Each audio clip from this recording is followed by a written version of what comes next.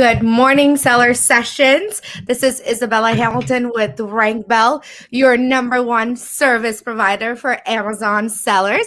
I have here with me today Mr. Jordan Menard. How are you? I'm doing well. How are you? Amazing, amazing. I actually just got back from Miami again last night, and I am back to the grind. They say, the hustle Yeah, and the grind, which I know you do very well. yeah. I was just in Miami as well. Love that place. It's kind of hard to get back into the hustle after I'm in Miami. I get distracted. Did you go for a conference? Did you go for a conference or for fun?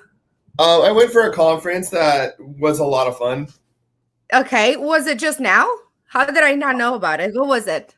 It was a while ago. It was Was it the probably Bitcoin? Geek Out, Miami. Oh, yes. I was there. We didn't get to meet, but I was Yeah. there. I was surrounding that area. And so I got back from that. And then I came to San Diego and I went back to another conference. And Miami is very fun right now. I feel like it's very open. It doesn't have, any of the restrictions. I was literally walking, like on Saturday night, Sunday morning, let's call it, full of people everywhere. It's like COVID has never existed there. So I kind of like that. I like the fact I see the economy moving. Businesses are expanding. I mean, of course, e-commerce and all this have blown up since COVID. But tell us a little bit about yourself for those that don't know your brilliant brain, because I want them to know it. I don't know about that, but yeah. I've been in digital marketing for probably about six years, I would guess. Maybe a little bit longer. And when I first started out, I had no formal training. I was working at a really crappy minimum wage sales job. And it was one of those jobs where I was paid minimum wage draw against commission that I would get for cold calling real estate agents with no lead list and pitching them a website or pitching them the little widget that goes on their website that I was selling. As you can imagine, absolute trash. So I was absolute trash. I love it. Absolute trash. It was so horrible. It was so horrible. And I was, at the time I was going to school, I was going to be a lawyer. And this is how I was paying my way through school. I was paying my rent and all that stuff. And it sucked. And so one day, I was staying late and I was probably on page like 4 or 5 of Google looking for clients. And I had this epiphany for the first time ever that I saw an ad and I was like, I don't click those, but the reason I'm seeing it is because people do. So I clicked it and I went to this black and green wireframe. I'll never forget this. This black and green crappy landing page that was essentially doing what I was doing. And I just had this moment where it was like the world was on my shoulders. I was like, here I am like an idiot, going page after page after page, smiling and dialing. And this guy's just putting his stuff where everyone is. And I was like, all right, I'm doing that. Like whatever that is, I'm doing that. So that led me into Google AdWords, online advertising at large. And pretty soon I didn't like school anymore. Well, I never liked school. I've always hated it. But I was always really good at arguing. So, it was just kind of presumed I was going to be a lawyer. And so I ended up getting into speech and debate. I'm doing extremely well, getting full ride scholarships. And I was supposed to go to a 4-year university to go debate. I won't say which one. And at the probably, I don't know, like 2 weeks before I was supposed to go out there, I quit everything, school, debate, everything, and went all in on digital marketing. And from there, it was a pretty wild journey. Started off as an affiliate, just started running my own stuff. I kind of saw the writing on the wall, knew that wasn't the way I wanted to make money, knew I needed something more long-term. And that's how I ended up getting the job as the director of user acquisition for consulting.com. Wow. And I mean, that's a big jump. So first of all, why did you quit school? Like what was that moment that made you like be like, this is not for me? sure. So Because you were so close. yeah, so I had actually won a national title for speech and debate, for parliamentary debate. So it was just presumed that I was going to go to school and be a lawyer. Like that was presumed. So I never went to real college. I was only at community college. And so Okay. after 2 years, I had a full ride to about 5 or 6 schools to continue debate. But I interned at a law firm for just a short window and talked to a friend who was a lawyer. And I was sitting there and we had been doing paperwork for like 9 hours. And I asked him, I was like, hey, when are we going to do stuff like that's cool? And he was Never. like, yeah, he was like, hey, man, if you think that being a lawyer is going in there and slaying courtrooms, like you got another thing coming. Like this is what a majority of it is. And I drove home like, no, like I can't do this. Like I cannot do this. And then when I found marketing, I just love the idea that, I didn't have to show up at an office. I didn't have to wear some stupid suit and tie. Like, it was so cool. But what I really liked about it is all of my creative problem solving skills, like everything that, all the skills that I have in the real world, could play out in a very profitable way with online marketing. So I was kind of obsessed with it. And I eventually found Facebook ads through a friend. Like I said, started working as an affiliate. And that's where I learned how to get really good at it. And from there, once I kind of saw the writing on the wall with the affiliate world, where it was going, I wanted to do something that was more long-term. And so I started off working as basically like running the Facebook program for a local agency. And they didn't really have a built out like Facebook offer. So that was the first time I ever like built an offer for a business to sell. And it became the number one selling product on the sales floor within like 3 weeks. It was just crushing. And then from there, I made the jump to consulting.com. How did you do that? I absolutely respect Sam Ovens, and I've been obsessed with him for years. So for you to work so closely, I mean, have you met him personally, or just like have you spoken on the phone? How did you get into the consulting.com? Yeah, so this story is actually really funny. One of the sales guys that was selling my product on the sales floor. We had like weekly lectures where I would teach these guys, because these guys knew nothing about Facebook ads. I mean, nothing, right? To the point where I was like, okay, we pay the platform. They should, like it was very, very basic. Very basic. One of those guys saw this post online and it was like, if you think you know Facebook ads or something like that, fill this out. It was like a quiz. And someone tagged me in it. One of the sales reps. Shout out to Mike Hayes. I doubt you'll hear this, but hope you're doing well.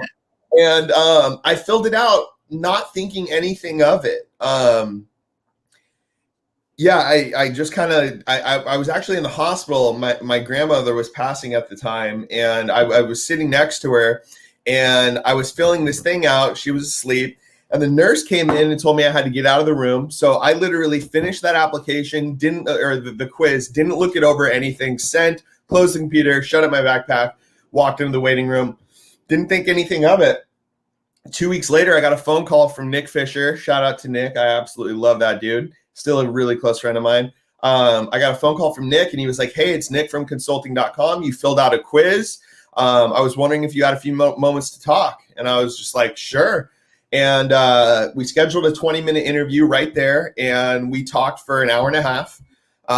Just good conversation, super cool guy. And then a week later, Sam called me and hired me. And I moved to New York, moved from San Diego to New York, started working on Madison Avenue in the consulting office, and took over their Facebook ads.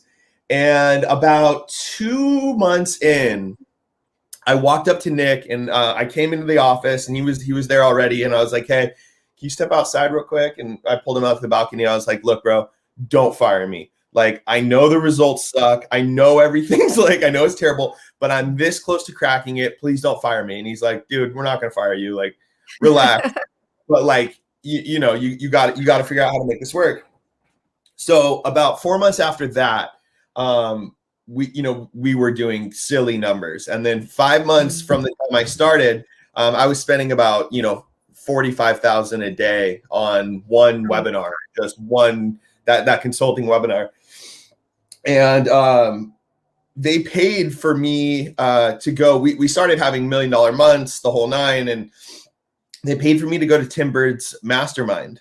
And at Tim Bird's mastermind, I became friends with Tim, and I showed him my account, and he was just like, holy crap, dude. Like, a bunch of stuff in there he thought was really cool, specifically a retargeting ad set that I had that was like a 32 ROAS or something. And from there, like, that's kind of how my personal brand got really big. And that's where people, because when I was at all these conferences and people found out what I was doing, like what I did, I was buying so many ads at the time that people would always come up and be like, oh, you're the consulting guy? That ad where he's like half on fire, that's my favorite. That ad with the red eyes. Oh, that ad with, everyone had their ad that they wanted to talk to me about. And that's kind of how my personal brand got to where it is. And after a while, I knew I wanted to start my own firm. And that's how I started my agency. And, since starting that, we've worked with the biggest names that there are. Jordan Belfort, Dan Locke, Robert Kiyosaki, Ty Lopez, Agora Financial, the Morrison brothers, Rich Schefren, Jay Abraham, the list goes on. Amazing. How big is your team now, Jordan? About 15 I don't people. necessarily do it all. How many? About 15. We're a boutique agency. And we have some people, we have a full firm in the Philippines and some team members in Pakistan. But most of us are in San Diego. It's about 15 people. So we're still boutique. We really focus on people. Like, our ideal person is like, hey, I want to spend 20K on Facebook a day. I want to spend, 15K on Amazon ads. It's people who really, really, really want to push, who really want to scale. That's who we serve. And you said you do Amazon PPC as well? We do. We do search and DSP. Okay. Is that new, or you've always done that?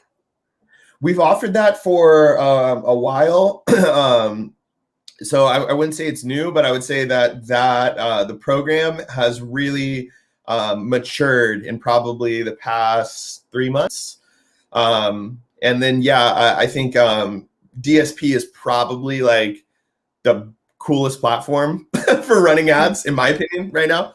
I think it's the most exciting. Why do you think that is? Like, what makes it so special? Well, so it reminds me of, Amazon ads right now reminds me of old school Facebook, right? The platform's still rudimentary, very manual. We use software for it, but it's still very manual, and there's not a ton of buyers. It's not like Facebook where there's millions of advertisers that you're in the auction with. And the placement of DSP combined with the media formats in Amazon are just really, really powerful, like really powerful. I assume it'll get, all the competition and become like what Facebook is now. But for right now, I think DSP is one of the more exciting platforms. But do you feel like you still have a lot more Facebook ad clients than Amazon, or how does that play out right now? Yeah. So, I mean, from like a numbers perspective, Facebook is still our biggest department. It's still the most valuable, and it's still pretty big. And, some of the contracts, we're full service. So we make all of the creative in-house. I don't really understand what agencies are doing if they're not making new ads in today's climate. But I think over time, Amazon is the slow and steady that could win the race kind of thing. Our Amazon clients stay with us over 9 months on average. Facebook, they stay a long time too, but we're already seeing really high stickiness. and people stay with us for a long time. The contracts get bigger over time. So I'm interested to see how it goes. That's amazing. And I love that you said that you also do the creative, because I come across a lot of like Facebook ad companies that, they'll do the ads for you, but you have to take care of the creative. And for me, it never makes sense, because it's like, if your ad sucks, how are you going to be able to make the most of it? And so how when did you decide to combine that? You've always done that. Yeah. So when I was working at consulting.com, that was where I had one account, right? So I only had one account to focus on, and it was like, scale this thing as big as you possibly can. And so, I would try, different campaign settings, just new structures over and over and over. And after a while, it started to feel like I was beating my face against the wall, just clicking buttons and trying to get the ads to work. I started spending a lot of my time writing really good angles, coming up with new long form copy, new headlines, new angles, new ads. And those would be the days where I would wake up and we had spent, 15, 20K by 9 a.m., 8 a.m. And I would, hop in and be like, oh my gosh, we've already made 40 grand. You know what I mean? Yeah. It was like, I saw the power of really strong angles, really good copy. And so from there, I developed a very creative first and creative centric media buying process. And when I started my agency, from the get-go, I knew that, we have to offer creative, like we have to. And I would say that's one of the biggest things that differentiates us. A lot of the really big clients that we work with, after the first week or two of working with us, they'll tell us like, you guys are like a breath of fresh air. Like finally, the thing we get a lot is finally someone who gets it, right? Like we're coming up with, 5-6 angles a week. I have a team of 4 copywriters that their whole job is to make angles, landing pages, email, stuff like that. So, from day one, we've been extremely creative centric. And I think that's kind of the thing that, separates us from a lot of the competition. Wow, I really, really love that. So when it comes to the creative, do you have an input, or you just let your team kind of work through it? Like, how do you guys make it work? Because I know every product is different, every brand is different. And it's like, how do you bring that freshness and newness to every single thing? I mean, I'm sure there are some concepts that work for, multiple ads, but in the end, everything is so different. Like a supplement brand is very different than like a beauty brand or so forth. Great question. How do you define that? Yeah, great question. So, part of it comes down to the contract they sign, right? Like what amount of creative are you ordering? And we go up front and stack our packages essentially based on how many ads per week you want. So the main package that we do, which I always recommend people come on board with, comes with 30 new ads per month. So we do a lot of UGC, a lot of real people telling, we'll actually ship them the product with like a little script. They'll make a video for us. We'll send it back. We'll edit it, turn it into an ad. That can be done for any product, right? Whatever your product is, finding the benefits, writing up a little script, etc. On the thing that we do for everyone is we use storytelling tools in our ads. The best ads are stories. Humans are hardwired to hear stories. We love them. There's been tons of studies. I think it was the Harvard Business Review that said that 95% of purchases happen unconsciously. 95. That's just, I mean, I knew it was high, but I didn't know it was that high. I've been guilty. I've been guilty of that. I'm part of the 95. So am I, right? So am I. I've had those impulse buys.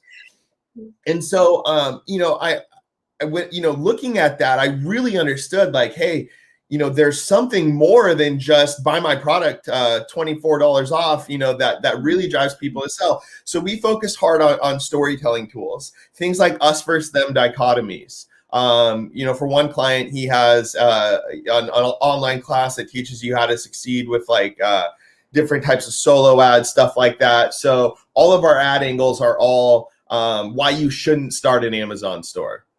Mm. Right. And then we have another guy that's, teaching Amazon. All of our angles are why Amazon's going to outlast Facebook. So, like stuff like that, those storytelling tools, the us versus them dichotomy, mimicking the hero's journey. Those are the types of things that we take into, all different types of products. Now we change them to fit each product. But those are the things that we rely on, base storytelling tools, the things that make people interested. And then, everything else is per product, right? We want to tell the story. Maybe the brand is really interested in sustainability, right? We're going to tell that story. We're going to tell, maybe they're all vegan, all cruelty free, all of that. We're going to tell that story. So yeah, it depends on the product for sure, but a lot of the things that we do kind of transcend the vertical, difference in verticals between different products. Yeah, I remember seeing your presentation at Geek Out, and I was so like blown away by all these like little details that you guys put into it. And I really love the fact, that's why I wanted you to talk a little bit about it. The difference between all these, like what attracts people to an ad. So you said you do about like 30 ads for that brand. Is that when you figure out, okay, this method works better for this? Or do you go by like, this has worked in the past for this kind of product, we should try going with that? Like whether it's like the scarcity or the fear or the I think you mentioned like love, or there were different factors that you were like trying to portray. Yeah, most definitely. So I can actually pull that up. Can I share my screen on this? Yeah, absolutely. I would love for people to see, because I remember seeing your presentation now and I was like, oh my God, this is so good. I want more people to know about this. Right on. Yeah, let me just pull it up real quick so I can kind of like, we can have like references to look at and stuff. Yeah, for sure. I don't know if you remember, I pulled you after the presentation. I was like, oh my God, you were so good. Yeah. Okay, so 1 second. No problem. All right, so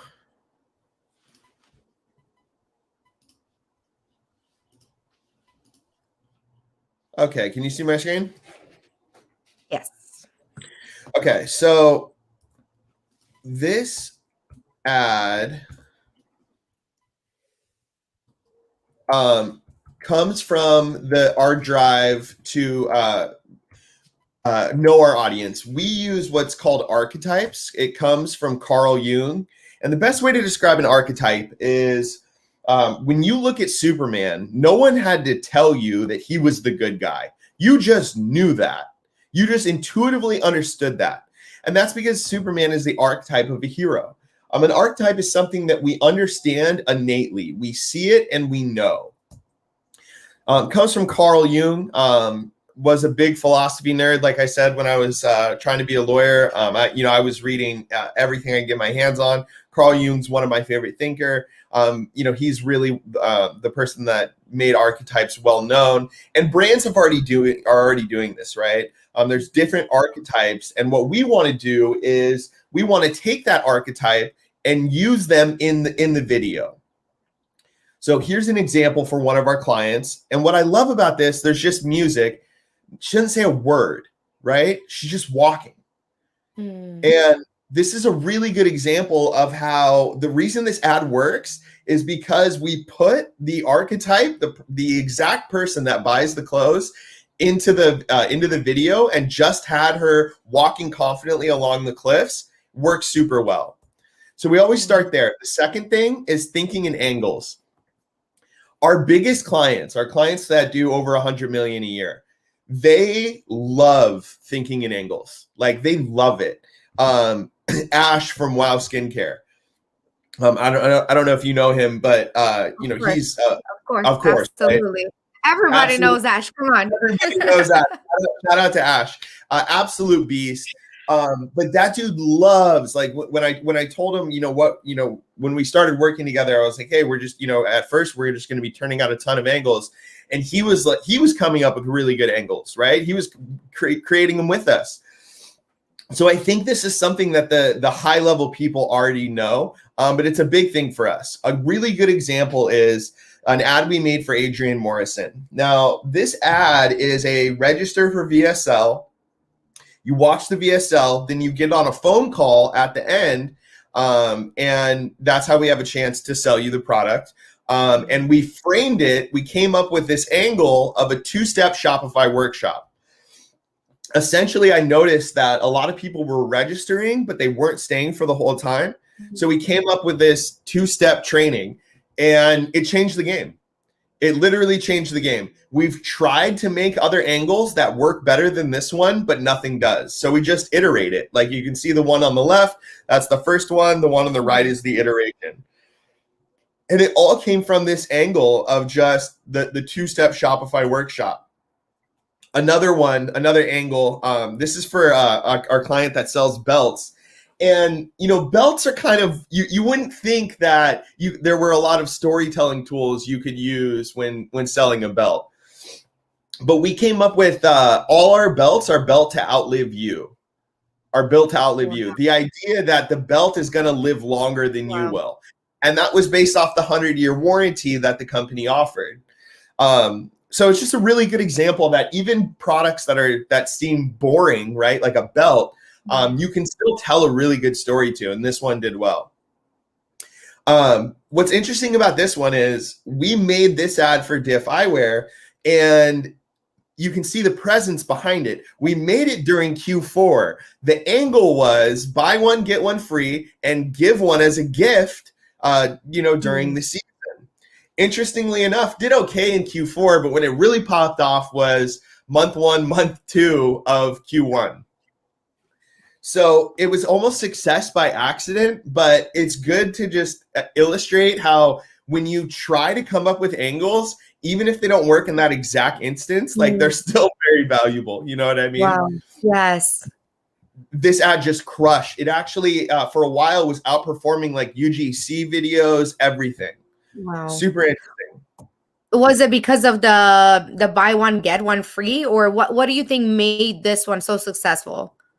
So it's more than the buy one, get one free, because this outperformed all the other buy one, get one free images that we had. Mm-hmm. Man, I'm not sure. I think, it's funny. Like I spend so much time like analyzing ads and like trying to figure out what worked. I don't know why this one works so well. That's why it's so good to just try. It's good to just try a lot and just see what works, because sometimes it's also the perfect time. That's the biggest thing. Like with this one, like I told my team what I wanted. My creative director came back to me with this, and among other ones. And I didn't have a whole lot to do with the boxes. I can barely wrap a present, so it definitely wouldn't look that pretty. But she came back to me with this idea, and it just crushed. And so I think really, boxes are also very cute. So it's probably like something that like maybe it's a trend also related. Also, maybe the fact that it says treat yourself. Yeah. Whereas like people have that emotion again, like, oh yeah, I do deserve this. So I'm sure it's a combination of different feelings, plus the aesthetics of it, plus the, oh, you know what, I can get my best friend the same pair, or I always lose these and might as well have two. So I'm sure there's different things that added to that. But it's really cool. I love it. Thank you. And then like we mentioned earlier, the us versus them dichotomy. There's the Amazon one. Discover the secrets doctors won't tell you. This is a doctor who has an info product. But this us versus them dichotomy, super powerful. It allies the reader with the author. The author is coming out and bringing controversial truths to the marketplace, and it draws the reader to align with the author. And then we have a bunch more creating epiphanies. This is something we ran for Donald Trump, Robert Kiyosaki on Facebook ads that we were spending, I don't know, 40, 50,000 a day promoting. And then same with this one, mastering.com, the idea that you had to become your own mastering engineer. The whole point of this is when you create an epiphany in someone's brain, they're more likely to buy something, right? Because they're like, oh, this guy led me to this, or this gal led me to this incredible solution. They must know some secret knowledge. You know what I mean? And so all of these little storytelling tools can be super powerful in your ads. Create conflict resolution. Don't let wet socks dampen your day, right? So for this one, for Vessi, what I love about this is they make waterproof shoes, but the whole ad is about having a good day with dry socks, right? So even like wet socks are like, that's a small conflict to resolve. You know what I mean? Like it's not really a big deal. But still, solving that issue for the right person and tying it to something bigger. Hey, it's not just having wet socks. It's wet socks can ruin your day. It solves that conflict. Same thing with Robert Kiyosaki. And this is the last ad I'll show. But what I love about this is the headlines. How to not be a landlord. Don't let your property own you. You have no idea what we're selling. It's not even clear we're selling anything, right? People click this because it's intriguing and it's selling with really good content. And that how to not be a landlord, I love that headline. And it kind of creates that conflict and resolves it. And this ad was extremely, extremely successful. Oh my God, I love it. Yeah. Very good. No, I love that the play on words, and I love the what attracts people to this, because it's always that, like you said, like that conflict, like, oh my God, wait, but everybody has been telling me that I should be a landlord, or that's what makes it successful, especially when you see somebody with that high status like Robert Kiyosaki. You're just intrigued. And I also, probably my favorite is us versus them, because people, especially like, for example, for the doctor one, especially now where there's like so many conflicting ideas out there, you're attracted, like you actually want to learn more. You are not even thinking that you're going to be doing a purchase. It's more like, let me learn about this. And as you learn, and I feel like, people get connected to that. They're like, oh my God, I really resonate with this message.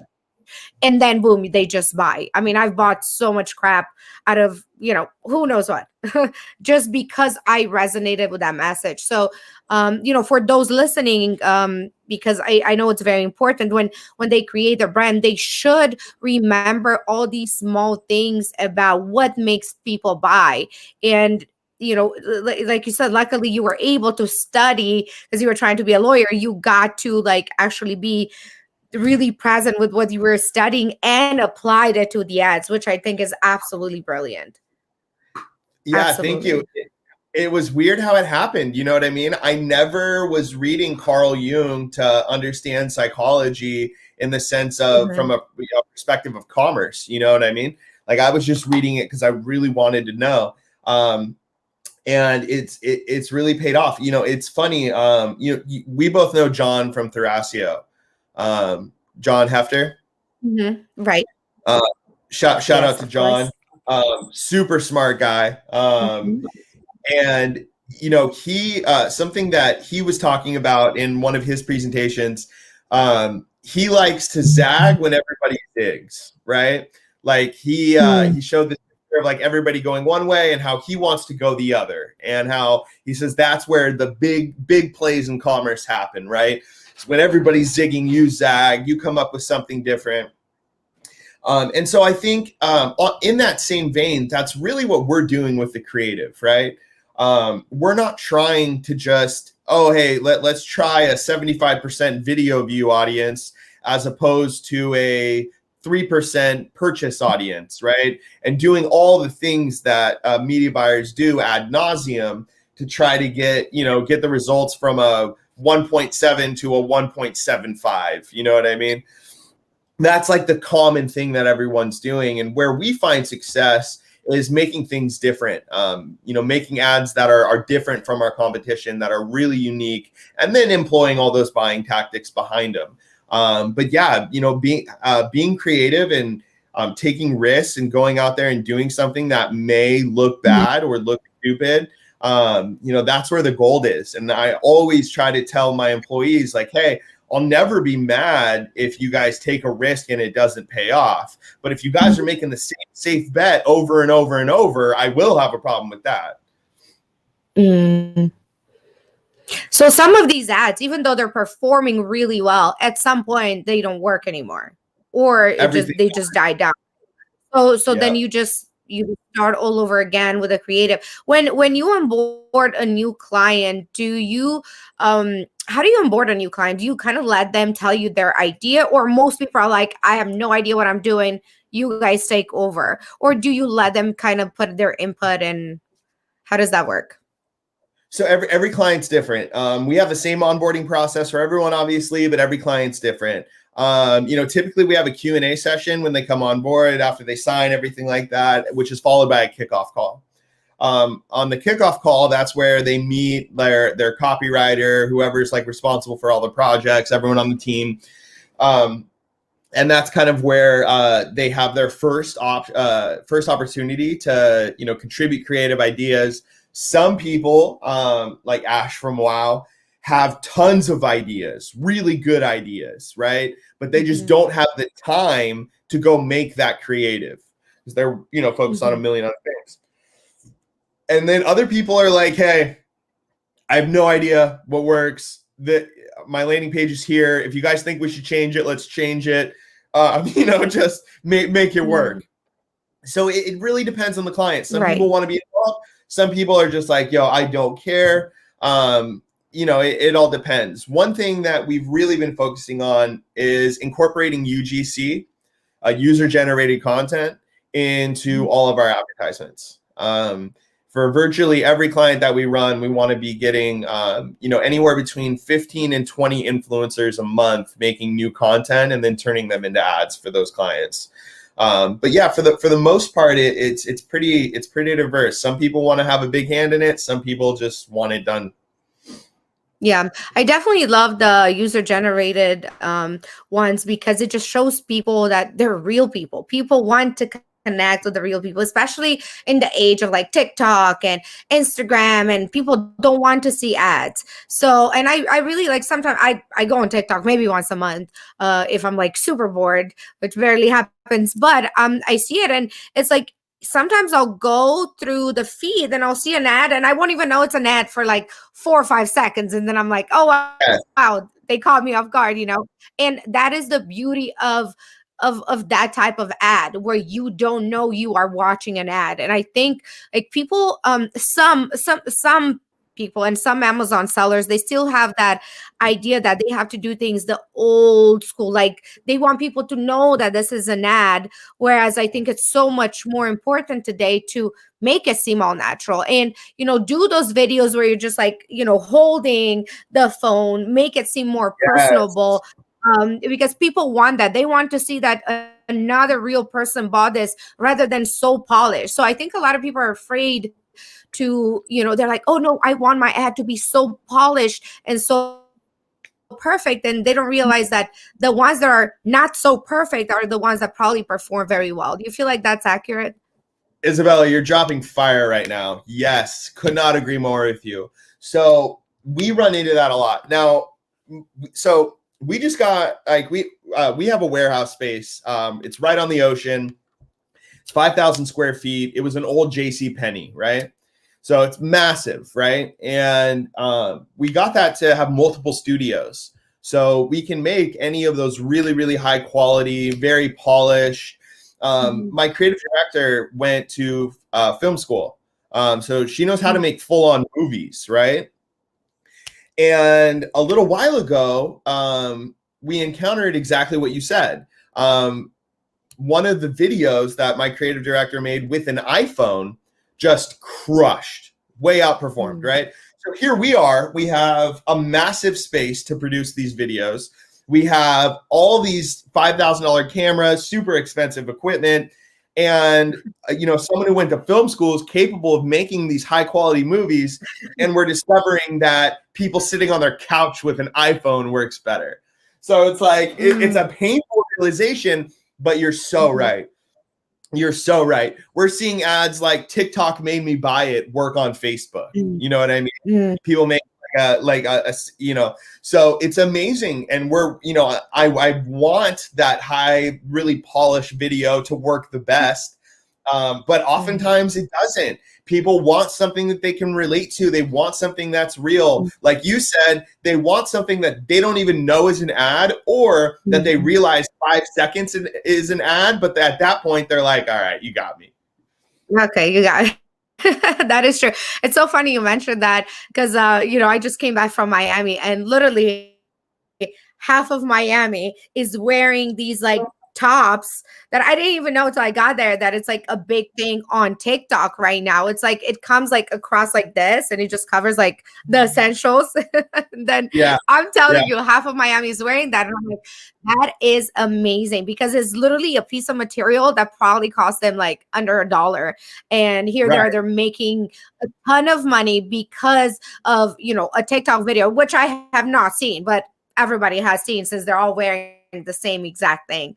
So, you know, to me, just blows my mind how like something so simple can really explode and really can take somebody's business to a whole nother level if they were just to apply these, you know, I really truly believe in influencers right now. Like it's such an important thing to do. And you said you guys work with a lot of influencers right now, right? Yeah, a lot. In the past, I don't know, 10 days, we've brought on 45 new influencers. So yeah, a ton. We're combining influencer content with that highly polished video content that you were talking about. But yeah, we're bringing on a ton of influencers. That's amazing. Are there any like new trends that you're seeing when it comes to ads? Is something working better now than it did? Or because I know these things always change. Is there anything like right now shocking that's happening? You know, with iOS 14, the sky kind of just fell. You know what I mean? So we're still waiting for the full fallout to be felt. And you know, people ask me this question a lot, actually. It's, hey, like, what's working for you? And I don't think people are gonna like my answer because it sucks. But the only thing that's working for us is we're testing a ton of creative. Every 2 days we're launching new ads in every single account we have. And so the only thing that's really working is testing new creative and constantly launching different campaigns. You know, for any of the media buying nerds out there, we're using everything that exists: CBO, ABO, cost cap, big cap accelerated, dynamic creative, even though the breakdowns aren't available anymore. For the real media buyer nerds, if you're running a funnel with custom conversions, the dynamic breakdowns are still available. But we use everything. So there's no one size fits all campaign structure. We use several different campaign structures. But the only thing that's reliable right now is build and test lots of creative. I love it. I mean, it's always testing is what works, and then you see what works and what doesn't. And I know a lot of people are kind of scared of the new iOS 14 update, and you know, actually they're freaking out about it. But you know, just like with anything, you know, we adapt and we evolve. So I'm not really concerned specifically about it all that much. I mean, I think people are scared right now, but I think there will be solutions very soon. It's just, you know, Facebook always changes, Amazon always changes, and it's those who persist and are consistent with their, you know, with what they want to achieve that will bypass every single problem. So I know it will be fine in the end. For sure. And I think it's almost a good thing in some ways. I think there's going to be, you know, like what they call in biology, that thinning of the herd. You're going to have a lot of people who drop out. And I think that'll help kind of restore some balance to the ecosystem. But yeah, right now, man, I can tell you, even for us, like across the board, performance is anarchy. It is chaos out there.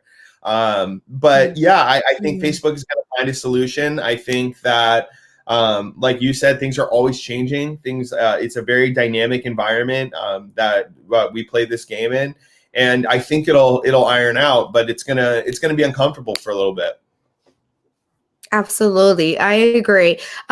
Let's change a little bit of the subject before we finish off today. Let's talk the importance of a mastermind, because I know both of us are in quite a few masterminds. This is how we met. We met at Geek Out, and it's literally, it's one of my favorites. I talk about it a lot because I just met such incredible people there. I mean, I had Jason Akatif last week. I had, Jason Wang. I've had quite a few people, Van Oaks, from the Geek Out, and I feel like Love this it. mastermind specifically has picked such like brilliant minds and put them together. It's so beautiful. How did you even find out about Geek Out, by the way? How did you get So connected with them? yeah, so I became friends with James Van Elswyk and Nick Shackelford a few years ago. And I actually ran into him while I was at Tim Bird's mastermind. So I was at Tim Bird's mastermind in Las Vegas where I was teaching. And then I got a call, probably from Van Oaks, to be honest, because he's always the one that's like telling me like where the party's at. And so I went over to I love Van. That dude's amazing. And he's also like probably the coolest person anyone's ever met. 100%. 100%. If a ray of sunshine could be a person, it would be Van Oaks. It's just true, dude. It's just true. So I was in Vegas, and I went over to some house, and this was back when I used to smoke cigarettes, actually. And I walked outside to smoke a cigarette out back and turned the corner, and there was James Van Elswyk. And I knew him, of course, and I wasn't sure if he knew me. I introduced myself. We ended up becoming really good friends, spent a lot of time together over the years. And he kind of just watched my career from afar, saw me do a lot of things, and then invited me to speak at Geek Out. And the rest is kind of history. And now me, Van, James, Nick speak at every Geek Out.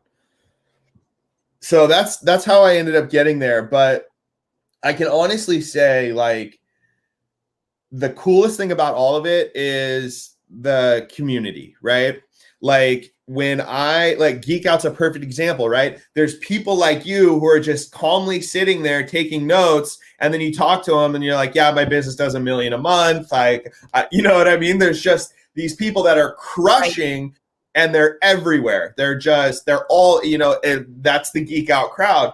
There's multiple people walking around the room who are doing 100 million a year and more. And I don't know of very many rooms that have that type of talent all in one place. And that's why I really love Geek Out. There's just something special going on there.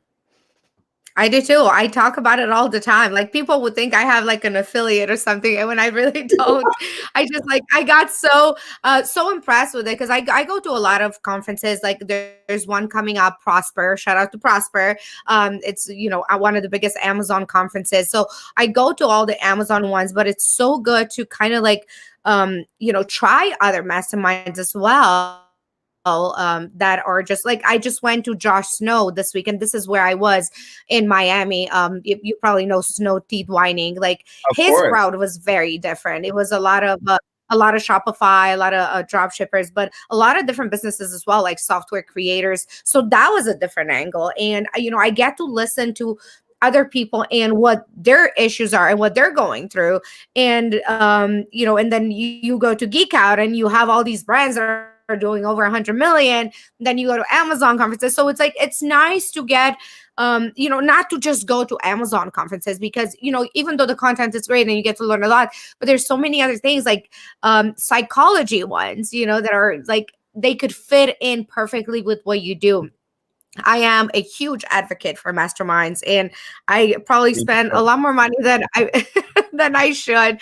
But I know, it's always for the right thing. I get to not only learn so much, and people ask me, oh, what did you learn from this? And yeah, sometimes I do bring back some knowledge that I retain, but it's like the connections that I make there are absolutely priceless. You can put a price on that, especially if, somebody can tell you one thing off stage that will change your whole business. I mean, look at Ash. Yes. He's absolutely killing it. All of them. Look at Jason Akatev. Yes. Like, I love him. I had lunch with him, and the things he was saying, I'm like, holy cow, like, who are you? And it's like, I would have never met them had I not gone to Geek Out. Dude, you hit the nail on the head. Like that, it's so accurate. So people will ask me too. They're like, so what'd you learn at this event? And like, when they find out that I paid $10,000 to hear that I could put like an extra button on this page and it might increase my add to cart percentage by 7%, they're like, are you pissed? Like, you feel like you wasted, you know what I mean? But it's like, literally, if you can get that one nugget, it's probably going to make you, the dollar signs will balance out. Everything else is in the black, and the connections are where it's at. You meet people who are doing such incredible things, who have such different paradigms, who can tell you things from their life and what they're doing that applies to your business and what you're doing, if you have the ability to just translate it a little bit. And that's where the magic happens. It's with the people that you meet, and the huge, the scale giants like Ash or Jason, who are just walking around hanging out at those events. Yeah. And it's like, you have access to these minds. Like, that's what I tell people. Like, it's not even like what you pay for the event, but I mean, like, hanging out with like, Jason, he's like, I mean, he's beyond a billionaire right now. I don't know what his net worth is, but like, where else do you get to meet those kind of people? Like, you can meet them at like the grocery stores. I mean, if you do, it's like for a brief second, but it's like you are in the room with people that you want to know, that you want to connect with. And again, may not be something that you get off from somebody on stage, but somebody just sitting next to you chilling, like you said, like somebody, like millionaires in disguise. They're just everywhere. So this is what I really love about Geek Out. So shout out to all those guys. I know there's an event coming up in San Diego, in our home. You live in San Diego too, right, Jordan? Yes, you do as well, right? Perfect. I am. We should definitely get lunch soon and talk about many things. Yeah, I would love to. Would love to. Absolutely. And you should meet our Amazon guy. Are you familiar with Quiver? Yes. Somewhat, yes. So he spent like over 12 million on DSP with Quiver with Hydroxycut. He's worked with some really big brands. He knows Amazon PPC on a level that's like hard for me to follow him. He's the real deal. Wow. You would love it. Real geek. Real geek. Yes, real geek, 100%, in the best way. You know what I mean? 100%. I love it. He's like true nerd, like just loves the craft. And then I think so. Hold on one second, let me pull up this date. But he's actually going to be teaching at San Diego Geek Out. Are you going to that? Oh, perfect. Absolutely, of course. I'm at every Geek Out, Jordan. I will be there, 100%. Me too. So I'll see you at all of them. It's my hometown. Yeah, it's my hometown, so everybody knows. Yeah, you have to go to this one. This one has some really, really good people. July 8th to the 11th. I think there's only 6 tickets left. If anyone hears this, go get them. It will definitely be worth the time and money. And like Isabella said, it's amazing how many just whales are walking around in hoodies and shorts, just like it's no big deal. I mean, there's so many names that come to mind when you said it. I mean, like, I don't even know. I mean, I'm not gonna go into all the names, but there's a lot of good people there. So I look forward to seeing you there and the rest of the crew. And how can people find you, Jordan? I know you have the agency. If somebody's interested that was listening to this, how do they find you? Sure. So if someone wants to talk to us about it, go to motif.digital. So www.motif.digital. You can fill out a request for a free audit, and we'll look through all your stuff for free. Amazon or Facebook. Look through your Shopify store, whole nine. I keep a pretty low profile. I don't post a lot. I really only talk to the people in the community, the people that I know. But I would say you can grab me on Instagram at Jordan Has Wings, and that's probably the best way to find me. But I probably post like once every quarter. I So it's love pretty. it. No, this is great. I mean, I know you're a very busy man, and I appreciate you waking up early for this and being here with me. And I know the audience will appreciate it as well. You are brilliant. I am so glad I know you, and you're my friend now, so you're stuck with me for life. And thank you so much for being here with Yeah. us today. Thank you for having All me. right, Jordan. We'll see Looking you. forward to hanging out Of with you. course, my pleasure. 100%. We'll see you at Geek Out.